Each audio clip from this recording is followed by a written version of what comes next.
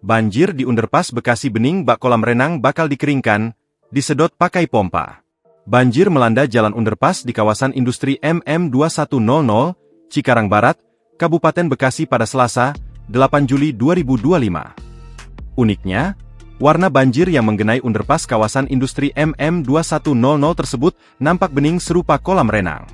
Iya betul airnya, banjir, kelihatan bening, jernih, kata Wahyudin, pengendara motor yang melintasi underpass kawasan industri MM2100 saat dikonfirmasi, Selasa, 8 Juli 2025. Wahyudin menjelaskan banjir underpass kawasan industri MM2100 tersebut begitu jernih karena tidak tercampur dengan lumpur atau sampah. Ditambah underpass tersebut diketahui belum pernah dioperasikan. Jernih itu karena air hujan saja, jadi belum kecampur lumpur atau sampah, jadinya kelihatan bening mirip kolam renang, jelasnya. Saking jernihnya, permukaan jalan nampak jelas terlihat meski terendam air.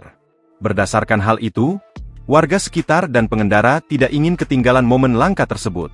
Sehingga tempat itu seakan dijadikan lokasi objek wisata dadakan.